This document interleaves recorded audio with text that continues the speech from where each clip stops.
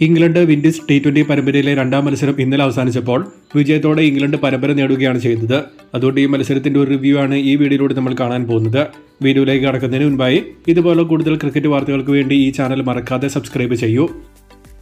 ഇന്നലെ ടോസ് ലഭിച്ച England bowling തിരഞ്ഞെടുത്തപ്പോൾ ആദ്യ പന്തിൽ തന്നെ എവിൻ ലൂയിസിനെ പുറത്താക്കി കിടിലൻ സ്റ്റാർട്ടായിരുന്നു ഇംഗ്ലണ്ടിന് കിട്ടിയത്. എന്നാൽ രണ്ടാം വിക്കറ്റിൽ 90 റൺസിന്റെ പാർട്ണർഷിപ്പ് കൂട്ടിച്ചേർത്ത് ഷായ് ഹോപ്പ്, ജെയ്സൺ ചാൾസ് സഖ്യം 11 ഓവറിൽ 90-2 എന്ന നിലയിലേക്ക് വിൻഡീസ് സ്കോർ എത്തിച്ചു. എന്നാൽ അവിടെ ഒരു വിക്കറ്റ് വന്നതോടെ ടിപ്പിക്കൽ വിൻഡീസ് കൊളാപ്സ് ആയിരുന്നു കാണാൻ പറ്റിയത്. 11 ഓവറിൽ 90-2 നിന്നും 16 ഓവറിൽ 117-4 എന്ന നിലയിലേക്ക് അവരുടെ സ്കോറിംഗ് കുറഞ്ഞു. എന്നാൽ റോമൻ പവൽ, ഷെപ്പേർഡ്, ഹോൾഡർ എന്നിവർ മികച്ച ഫിനിഷ് ടീമിന് കൊടുത്തപ്പോൾ അവസാന 4 ഓവറിൽ 75 റൺസാണ് അവർ കൂട്ടിച്ചേർത്തത്. 19-ാം ഓവറിൽ ആദിൽ റഷീദിനെതിരെ 5 സിക്സും ഹോൾഡർ, ഷെപ്പേർഡ് ജോഡി അടിച്ചിരുന്നു. 31 റൺസായിരുന്നു ആ ഓവറിൽ മാത്രം വന്നത്. നല്ലൊരു ബാറ്റിംഗ് ട്രാക്ക് ആയിരുന്നിട്ടും മിഡിൽ ഓവേഴ്സിൽ ഗെയിം ടേക്ക് ഓൺ ചെയ്യാൻ പറ്റാതെ പോയതാണ് വിൻഡീസിന് ഇവിടെ പണിയായത്. രണ്ടാം വിക്കറ്റ് കൂട്ടുകെട്ട് 90 വന്നിരുന്നുവെങ്കിലും 66 പന്തിലാണ് ഈ സ്കോർ വന്നത് എന്നത് നോക്കുമ്പോൾ T20 സ്റ്റാൻഡേർഡ് വെച്ച് നോക്കുമ്പോൾ ഇത് അഗ്രസീവായ ഒരു പാർട്ണർഷിപ്പ് ആയിരുന്നു എന്ന് തോന്നുന്നില്ല. ചാൾസ് 39 പന്തിൽ 47ഉം ഹോപ്പ് 38 പന്തിൽ 49ഉമായിരുന്നു നേടിയത്.